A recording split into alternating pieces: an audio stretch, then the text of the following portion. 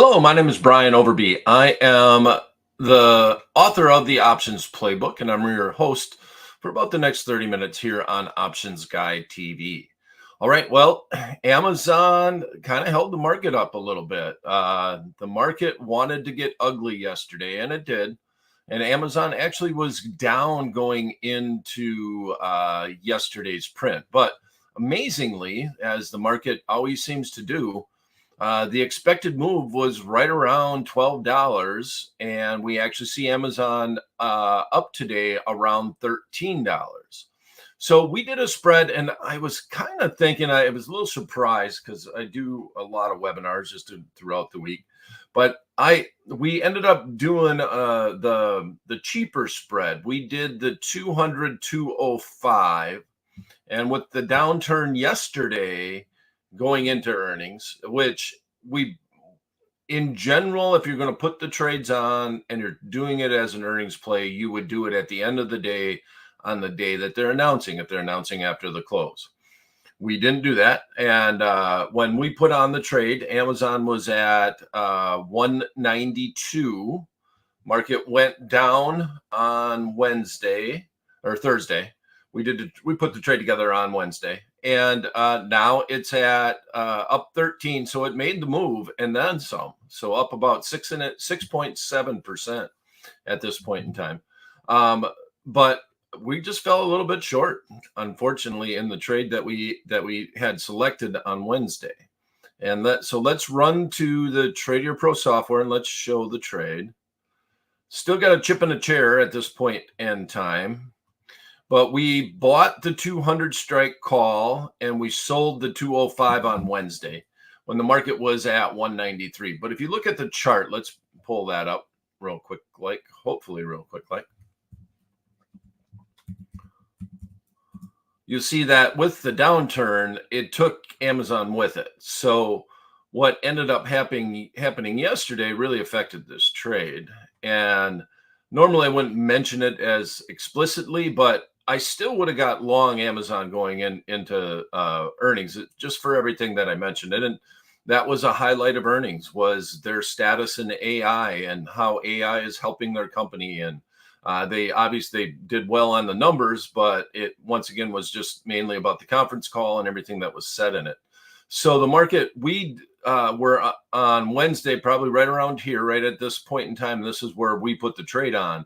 But then Thursday came going into the earnings, and the market ended up all the way, it closed at 186. So definitely would have adjusted the strikes to get ready for the trade. But then now it opened, and it's positive, and it's beat the expected move to the upside. So everything that we were hoping for happened. But if you go off of Wednesday's quotes and the trade that we set up on Wednesday, the market is right at that strike price. So right now we're getting 80 cents for it. The trade that we put on was $2.10. You still got a chance, but I don't feel like, with most earnings situations, the stock will make the move on the open and then just kind of hang around there. But it could drift higher. I don't know. I guess I would probably take the trade off because I can grab 80 cents. Net is 75. Because you got the short option contract of the 205 in this. And I think I would take it off now. I think I would.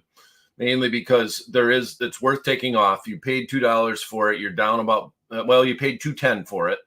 And now it's trading for 75 cents. So yeah, I would get out of the trade. I would salvage the 75 cents and I would move on for the day if I did this on Wednesday. Once again, I would have definitely adjusted the strikes and went into the position on Thursday heading into the open, especially if you're doing an earnings trade. So it's that straightforward. And I wouldn't be so, I don't know, blunt about it, except for the fact that the whole market was down almost 2%. We had the S&P 500 index down 100 points. And that obviously Amazon got taken down with that too, with the rest of the market. All right. So we also looked at, and then that hurt our SPX trade. So I want to talk a little bit about that SPX trade that we had on.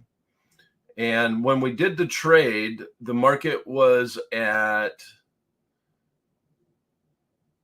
58.30. 58.35, right? Okay, so let's go and look at the SPX right now, and you would have adjusted for sure. On Wednesday, the trade was barely profitable when we put the trade on. We had sold the 58.35 and had gone down 15 points and bought the 58.20. So right now, this trade does not look good at all. And the way that you would have adjusted the trade if the market went down is just sold into take some of the money off the table that we had on and went into a put butterfly. You still would be down. You still would be losing on the trade. You just would have took a little bit of the risk off the table by doing that trade. So when would that have happened? Well, if you go back and look at the chart, the adjustment to the trade on the SPX, you would have had to do it on Wednesday. And I probably would have, mainly because of all the earnings that we have right now in this week and it looks like we've broken out of the wedge. Yeah, so here's the pattern that I had highlighted going all the way back to August. There was a strong wedge pattern that was forming. And so these were, I actually did this on Monday when I put the lines together. And no, it had to be Monday. It came all the way up to here. Okay. And so then these are the days. Yeah, these are the days trading. And so on Wednesday, we closed down on the position on the day right around here at around 58.10. So going into the close would have been the time that you would have wanted to adjust the trade. I did say on Wednesday's call, we were barely profitable, and I would not have taken it off on Wednesday. I would have adjusted, though, because the fact that the market just started to drift lower, and then you just got cremated on it here on Thursday. So I would have definitely, and now we got a new channel. We got a whole new charting pattern that's going on. The leanings are bearish. SPX is, the VIX is up. So there's just a lot of nervousness in this marketplace going into the earnings or going into the election. And I do think we got to get the election past us before the market can establish a new bullish trend, if you will. But this is definitely a negative to the marketplace. I kind of anticipated that the market was going to continue on down today. It did not, but that's just a one-day scenario. But overall, the market is starting to look more and more bearish every single day that happens.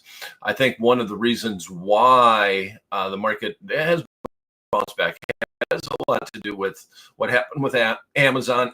Apple also announced, had good numbers, but the marketplace once again took it as a negative.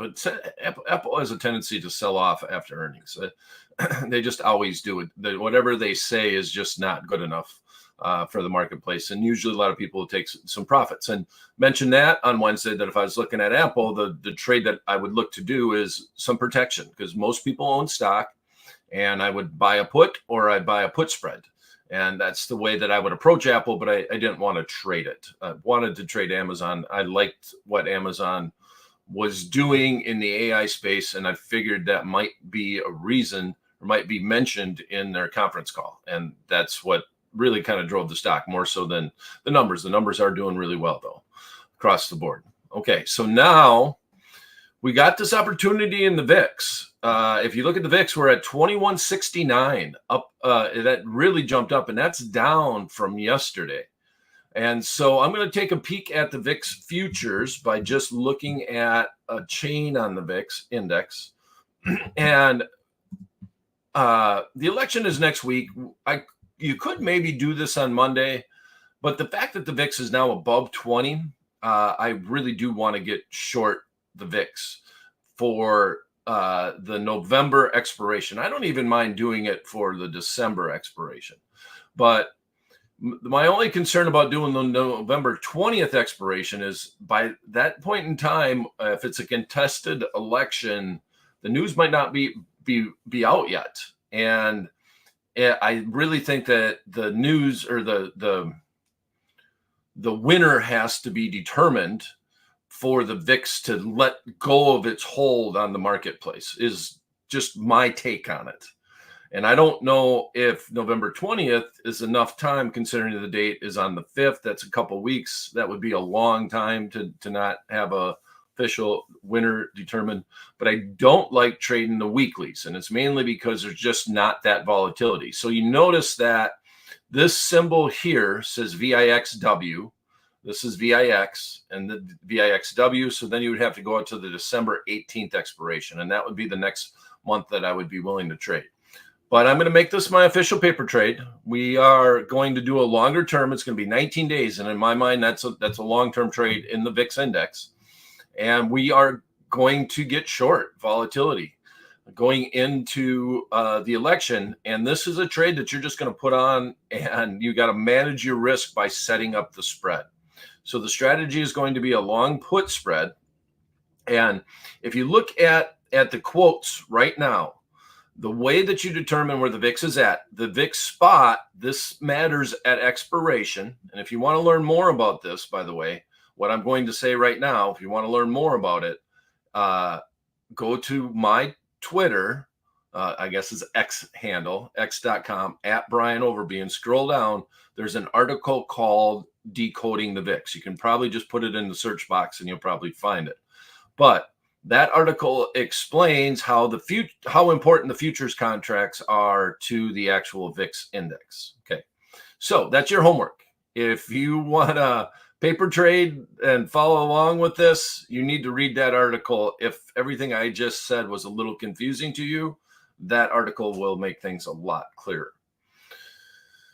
All right, so here we go.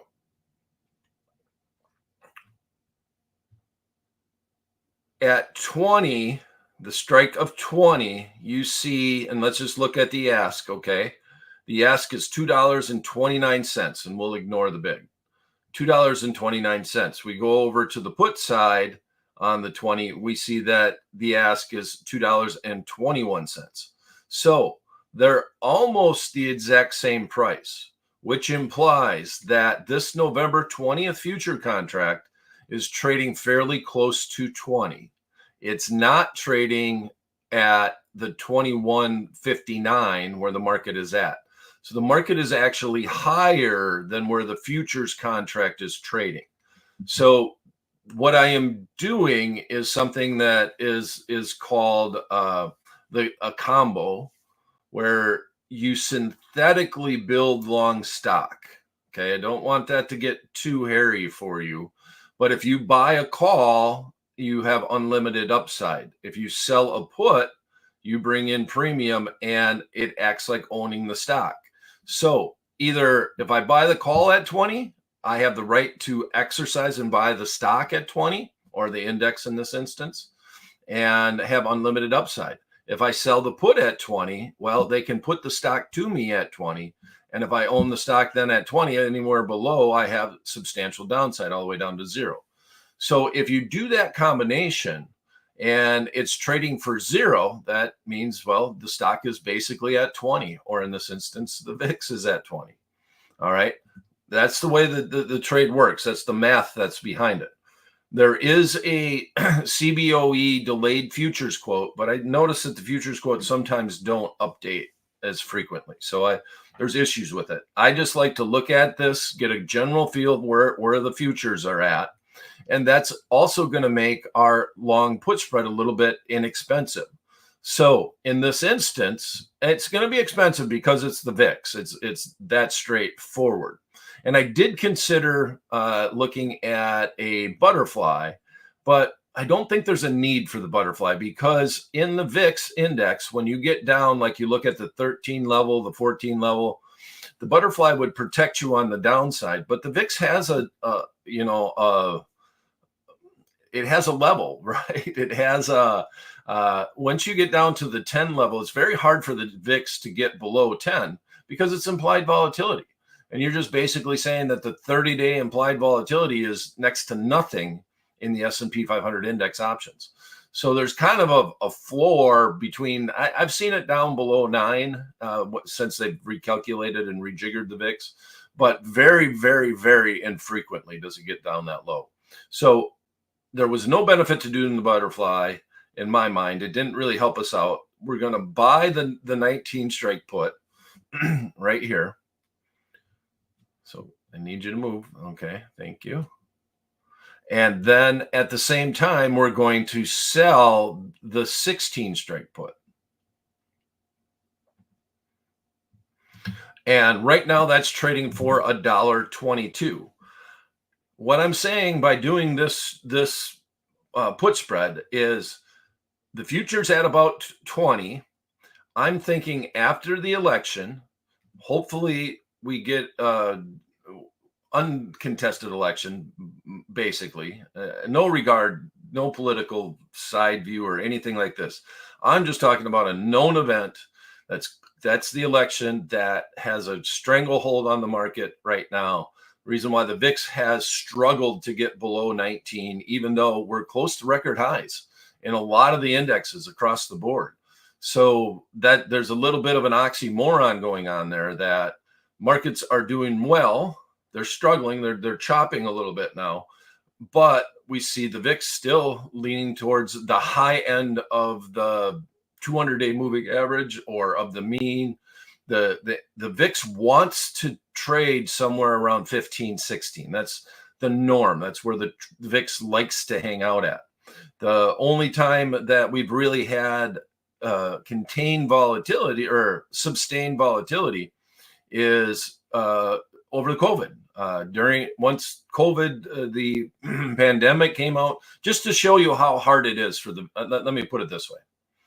Let me get my thoughts straight and let me explain it well, because I'm discombobulated with it. Okay.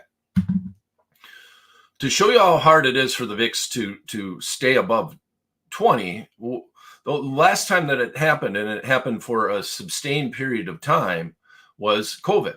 COVID was announced, the VIX obviously skyrocketed and the market tanked. It instantly started doing a V-shaped recovery, and even though the market was scary for a bit, it definitely started coming back.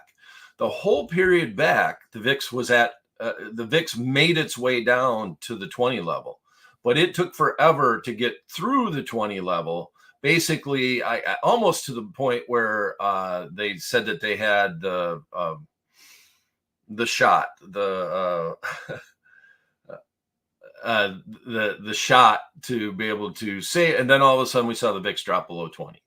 So that's how hard it is to stay above that. You need to have some really major event holding it up, and that was the pandemic. So the major event, the only one that's really out there right now, is the election. Obviously, geopolitical concerns, but the marketplace is shaking those off a little. It's another big event that's out there, but this one known event is in November. So we're hoping that the VIX will go down below the 16 level, at least get to 17. I'm putting the trade on. It's $1.22. Be prepared to lose that $1.22. Don't do this trade thinking, oh, if it's down 60 cents, I'm going to get out. That's not the way the VIX is. The VIX could easily skyrocket on November 5th, right, to 60 and still easily come back down, and by November 20th be trading below 16. So once I put the trade on, I am probably in it until I'm profitable on the trade, until I want to take it off, or I'm prepared to lose that $1.22 on the trade. And I don't even mind in this instance, if you want to be a little bit less bearish, I guess. I just like the fact that it's $1.22. I can, do a 10 or 20 lot. I have no problem with this number the way that it is, and that being my risk. But if I go into this scenario, if you want to do 3 points wide is the least amount that I would really want to do on a spread. But you can buy the 20 and you could sell the 17. Now you're saying you just wanted to get below 17, and that's very feasible for the VIX to do by then, but you're paying $1.48 for it. So do you want to increase? Let's call it a quarter. Let's say $1.25 versus $1.50.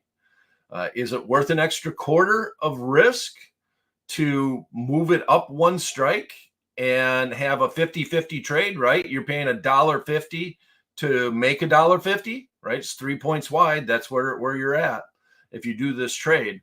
So you might adjust it up a little bit and go that route if you would like to, but I'm going to make my official paper trade a little less pricey. And we're going to buy the 19 and we're going to sell the 16 put. So here's our trade. We're looking at the VIX index. We're buying the November 20th 19 strike put. And at the same time, we're selling the November 20th 16 strike put. We're doing this for a net debit of $1.21. Total cost for every 1-by-1 spread would be $120. We'll come back. We'll review this position. We'll probably review it at least once a week until we get up to the November 20th expiration. I'll keep an eye on the VIX. You see the VIX get down to 19, which, like I said, could happen as early as the 6th or the 7th. In my mind, I don't expect much to happen. I'm taking advantage of the fact that we had the big downturn yesterday in the marketplace, and we see the VIX above 20. So this makes this spread just a little bit cheaper.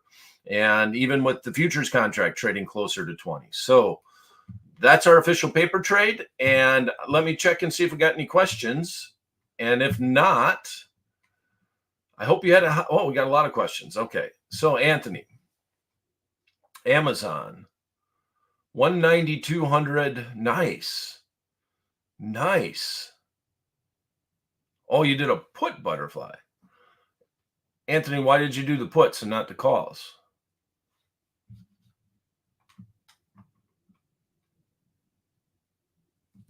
Yes, strategy was correct if you made a trade on Thursday, but you said you did an Amazon 190, 200, 207. I like that trade, by the way. So you stopped short on the modified.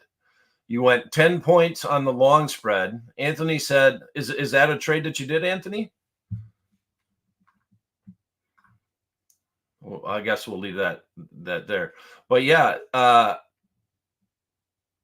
put on. It said, okay, the Amazon butterfly put on. Okay, it's not put. It was a call butterfly. I read the word put on the comment and it got cut off.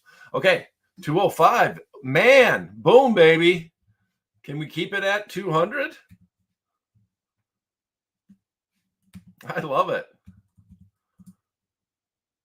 Yeah, modified. Look at that. Look at that right now. 199.90. Yeah, you probably got to get out of it. Yeah, I don't know. If you got more than one, way I would approach it, Anthony, is I would sell one or two. Wow, we're right at 200 right now, right? Well, we're talking during the show even. That's impressive. So what I would do is if I had more than one, let's just say I had two of them on, I would sell one now and then let the other one ride. And that's the way I would approach it. But if you just have one on, I would think about just trading it and getting out of it. Okay, let's put that up. Let me show that. Okay, so I forgot that I can click this little button and I can show it. There you go. That is Anthony's trade. Golf clap. All right. And then I got another question in here from Wayne, longtime listener. All right, Wayne, Brian, I have 100 shares of Nike. Okay, I remember your Nike position. You asked a question about it before. 100 that were put to me at 90, and I've been selling calls at 90, but with Nike now at 77, I'm collecting not much premium. Where would you sell the calls now? Well, it's your general rule, Wayne. Okay, so let's put this question. I got it up there. Okay. The general rule is if I'm selling calls, I don't like to pin myself at a scenario where I could lose money on the trade. So if your cost basis is 90 and you can't sell the 90 calls and get any premium anymore because it's moved down, but you still want to stay long the stock, I think I would just stay long the stock. I don't know if I really want to sell premium against it Let's look at like 14 days out. Yeah, the 90 calls aren't trading for anything. So you got to sell something about one standard deviation. You're looking at 82.50, right around 45 cents. That's a one standard deviation move. You obviously don't want to get pinned on it. So we got a delta of 16 here. You're going to, you'd want to stay around the 83, and you're not getting much for it. You're not getting much for that. I think Nike usually announces a little later in the cycle for quarterly earnings. Boom, let's go 800 days. And so my attitude would be that if you're going to do the buy and hold here, is I would just let it ride. I would just let the underlying stock ride. Now, one thing that you can look at, if you're just saying, I don't want the cheese anymore, just let me out of the trap. Go into the options playbook and check out a ratio call spread, or otherwise known as a back spread. And I guess I could pull that up. And that's basically a covered call on steroids is what that is. So you're down on the position. You buy an extra call in this range, but I would wait till I got back a little bit. At least I look at the chart. The chart is ugly. Sorry, I brought that up, and I just kind of, if you got any kids in the room, you might want to ask them to leave looking at this. But look at that downturn, and then nice solid bounce up. But man, we're all the way back to here, right in this range. We've filled the gap to the downside. You got a death cross here from the 50-day and the 200-day. Yeah, but it's holding right here, which is the end of this long candle on the downside on the gap up. So I would hopefully think it would stay right here. If it breaks below this level, you gotta get out of it.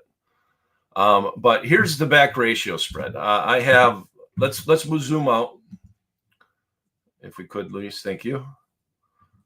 And I'll show you that trade, and then we'll call it. I hope you had a happy Halloween, everybody. Just by the way, I really enjoyed my Halloween this year. So back spread with calls.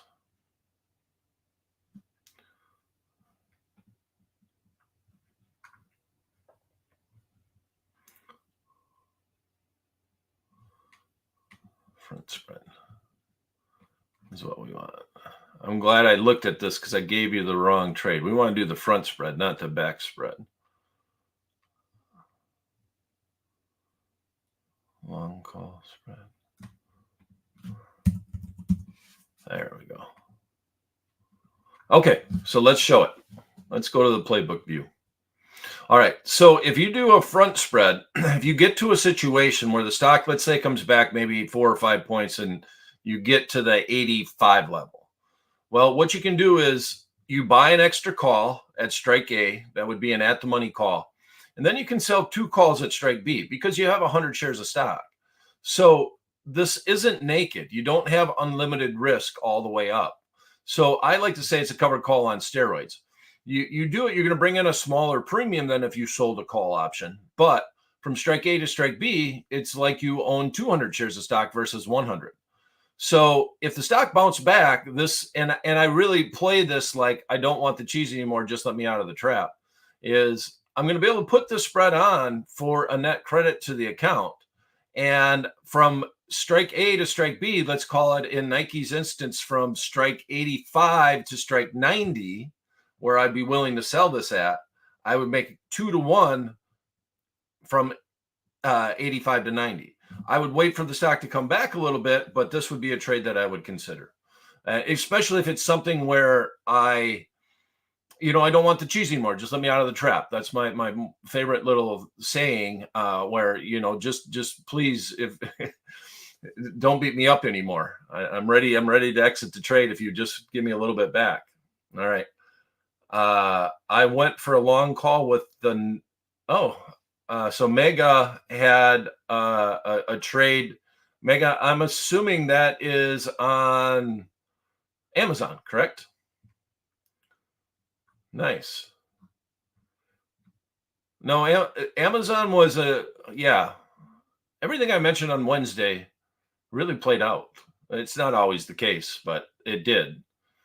It really did. All right. Excellent, Mega. That's awesome. All right, everyone. That's going to be it. We're right at the witching half hour, 11:30. My name is Brian Overby. If you'd like to follow me on Twitter, my handle is at Brian Overby. Like I said, type in Decoding the VIX. That's the article that I wrote on it. It's a quick read, and it's worth doing if you want to learn a little bit about how the futures affect the actual VIX option contracts. Thanks for tuning in. We'll be back on Monday for the next edition of Options Guy TV.